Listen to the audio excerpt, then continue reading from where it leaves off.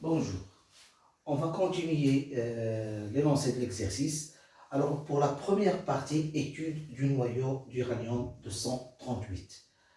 Alors le noyau d'uranium, comme vous voyez dans cet énoncé de l'exercice, U de 92-238 se désintègre, il est en fait spontanément, se désintègre spontanément en noyau de thorium TH 90-234. TH 90-234. Avec l'émission d'un avec l'émission d'un noyau XZA. D'accord? Alors, première question, écrire l'équation de désintégration et préciser le type de radioactivité. Deuxième question, donner la composition du noyau d'uranium 238. Et troisième question, vérifier que le défaut de masse du noyau U92-238 et delta M est égal à 1,9338 unités de masse atomique. Déduire l'énergie de liaison. Alors, les données, la masse du proton 1,00728 unités de masse atomique, la masse du neutron 1,00866 unités de masse atomique, la masse du noyau d'uranium 238, c'est 238,3031 unités de masse atomique, et on a 1 unité de masse atomique qui est égal à 931,5 mégaélectronvolts passés au carré. Avec C, c'est des rectitudes de la lumière. D'accord? Alors, pour la première question, d'après l'énoncé, bien sûr, de l'exercice, on a le noyau d'uranium se désintègre spontanément en noyau de thorium. On peut écrire l'équation de désintégration comme suit. Alors, l'équation de désintégration s'écrit sur la forme suivante. D'accord? Alors, l'équation de désintégration s'écrit de la manière suivante. Alors, on a uranium 92, ça c'est la première question bien sûr, l'équation de désintégration, 238, c'est le noyau d'uranium qu'on appelle noyau pair, se désintègre pour conduire à la formation de thorium TH 234,90 plus l'émission d'une particule sous la forme noyau ZA. D'accord? Alors, pour déterminer le type, voilà la désintégration d'après l'énoncé de l'exercice. Alors, pour préciser le type de la radiation, il faut déterminer la particule émise. Alors, la particule émise, on va appliquer, bien sûr, les lois de conservation de Saudi. Alors, d'après les lois de conservation de Saudi, c'est-à-dire la loi de conservation de masse, de nombre de masse, et la loi de conservation de nombre de charges. Alors, en appliquant, d'après la loi de Saudi, d'après, bien sûr, les lois de Saudi,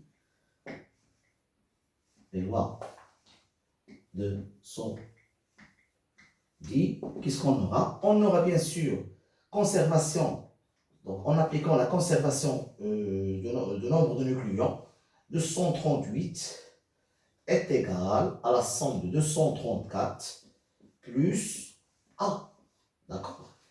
Et qu'est-ce qu'on obtient? On obtient automatiquement, que, bien sûr, 238 moins 234 est égal à A.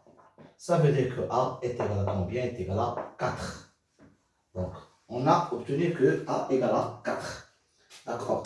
Et on va appliquer la loi de conservation de la charge. On a 92, ça va me donner quoi? 92 est égal à 90 plus Z.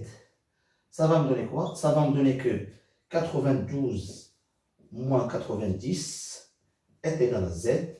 Ça va me donner que Z égale à 2. Alors bien sûr, on a trouvé que A égale à 4 et on a trouvé que Z égale à 2. Donc, il s'agit bien sûr de la particule émise, c'est le noyau d'hélium He2,4. Alors, la particule émise, la particule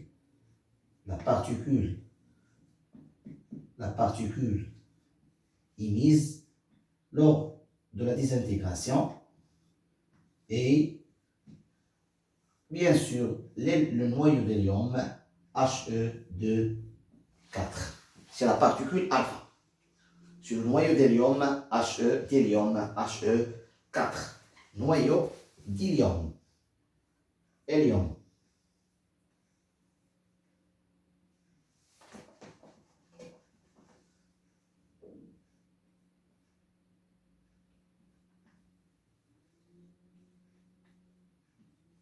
Hélium. D'accord. Bien. Au accent. Hélium. D'accord. Maintenant, on va donner la composition du noyau d'uranium 238. Ou bien on va réécrire bien sûr.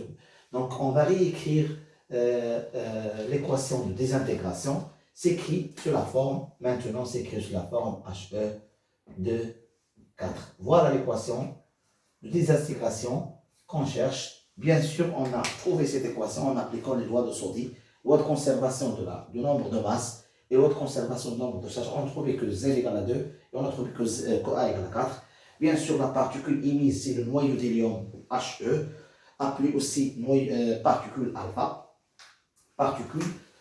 Bien sûr, particule alpha. D'accord. Et l'équation de désintégration d'uranium 238, en donnant la formation de thorium 234, 90, 230, avec l'émission du noyau d'hélium He2, 4. Pour la deuxième question, donnez la composition telle qu'il va, la composition du noyau d'uranium. Alors on a le noyau d'uranium, la composition, on a le noyau d'uranium contient 92 protons et 238 nucléons. Alors, on a la composition, donc le noyau d'uranium, le noyau d'uranium contient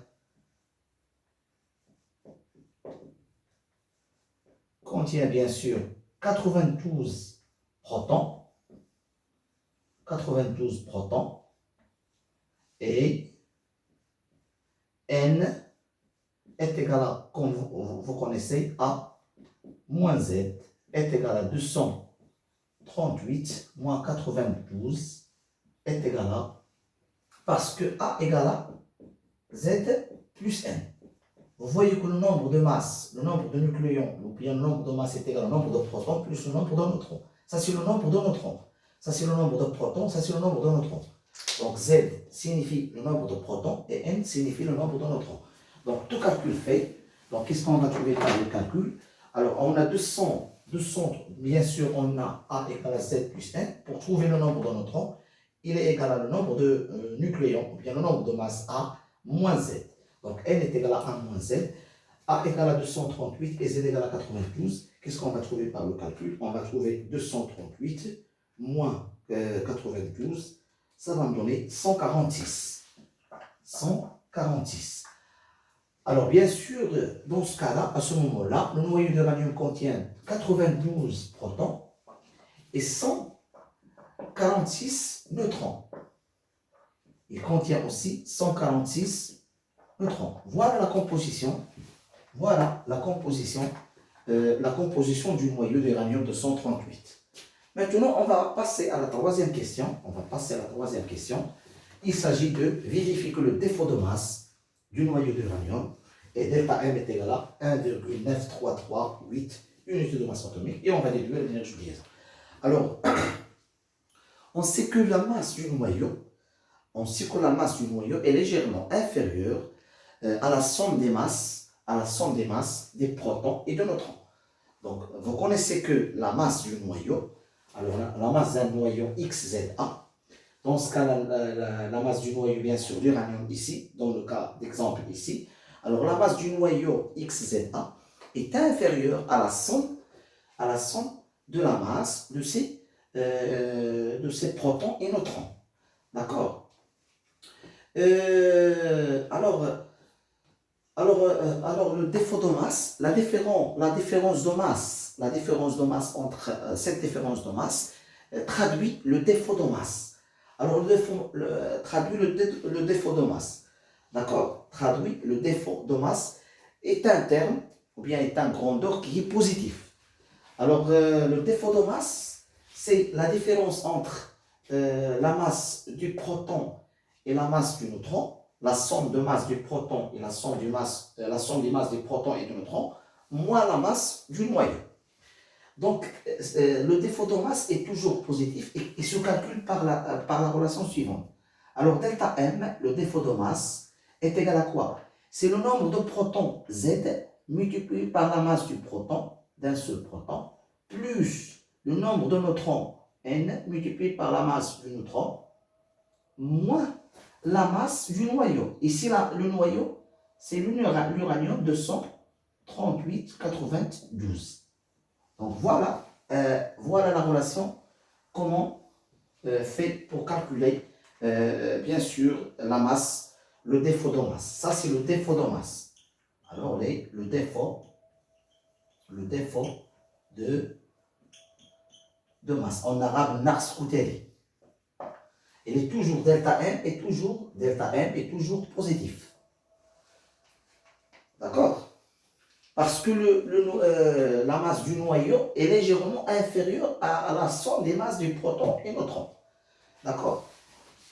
Alors, en calculant, on a delta M à quoi égal pour le défaut de masse du noyau d'uranium. On a trouvé que Z égale à 92 multiplié par la masse, 92 multiplié par la masse du proton, plus 146 multiplié par la masse du neutron, d'accord, moins la masse du noyau d'uranium 238,92. Alors on va calculer ce défaut de masse. Juste on va remplacer ces 92 multiplié par la masse du proton, comme vous voyez ici. C'est simple, c'est 1,00728 unité de masse atomique plus 146 multiplié par 1,00866 U moins la masse du noyau la masse d'un seul noyau d'uranium, c'est 238,0031 U. D'accord? Tout calcul fait en utilisant la calculatrice. Qu'est-ce qu'on va trouver par la suite? Alors, on aura 92 multiplié par 1,00728 plus 146 multiplié par 1,00866 moins 238,3031. Ça va me donner le résultat qu'on cherche. C'est 1,9338. D'accord? C'est exactement le résultat qu'on cherche. D'où delta M, le défaut de masse, est égal à 1,9338 unité de masse atomique. Alors, s'il y a des questions, essayez de poser des questions. Donc, maintenant, on va déduire l'énergie de liaison. Alors, d'après la définition, l'énergie de liaison est l'énergie qu'il faut fournir à un noyau XZA, n'importe quel noyau XZA, pour, bien sûr, au repos, pour le dissocier en ces nucléons, c'est-à-dire en protons et en neutrons. Alors, l'énergie de liaison, c'est l'énergie qu'il faut fournir au noyau, au repos, pour le dissocier en ces nucléons, bien sûr isolés, également au repos. Isolé et également au repos. Et donc, طاقة الربط. Alors, c'est l'énergie qu'il faut fournir au noyau pour, au repos, bien sûr, le noyau qui est au repos, considéré au repos. Alors, l'énergie qu'il faut fournir au repos, au noyau, pour le dissocier en ces nucléons au repos, et bien sûr, les nucléons se sont isolés. D'accord?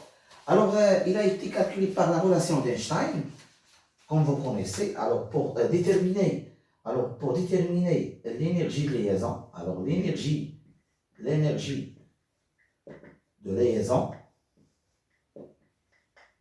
liaison est donnée par la relation, est donnée par la relation. Donc, vous connaissez énergie de liaison, il est noté énergie de liaison est égal à, c'est delta M, c'est le défaut de masse, multiplié par C au carré. Avec C, c'est la célérité de la lumière. Alors maintenant, on va continuer le calcul. C'est la célérité de la lumière.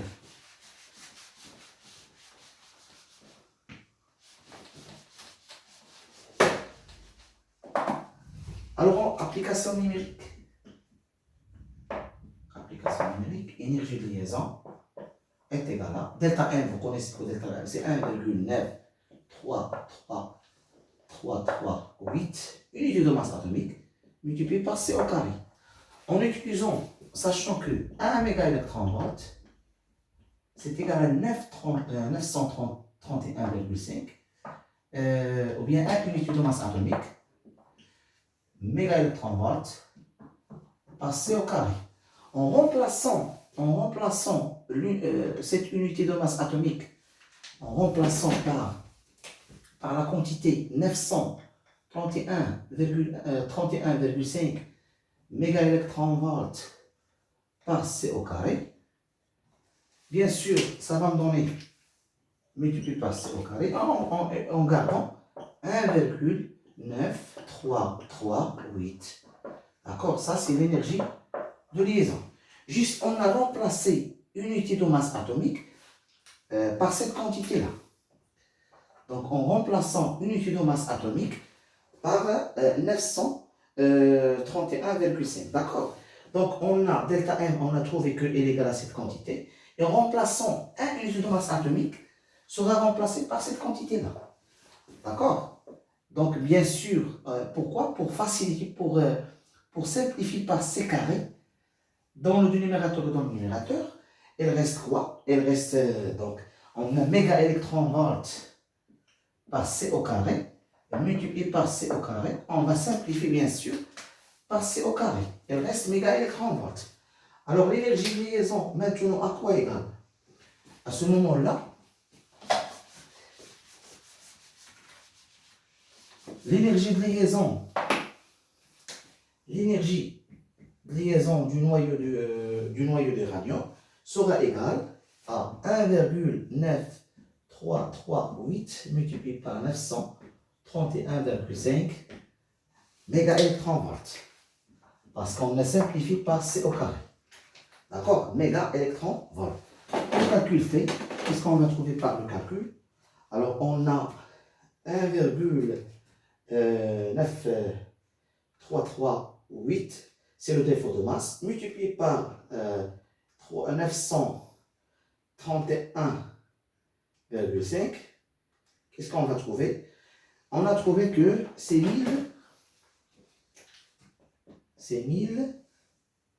1801,3347.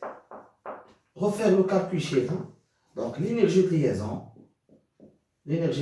est égale à 1801,3347 mégaélectronvolts.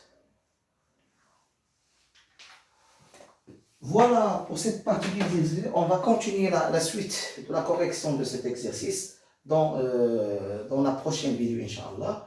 S'il y a des questions, essayez de poser des questions. Cette vidéo est terminée. Merci de nous avoir suivis. Et à la prochaine vidéo, Inch'Allah, sur votre chaîne Femme At-Talimia. والسلام عليكم ورحمة الله تعالى وبركاته.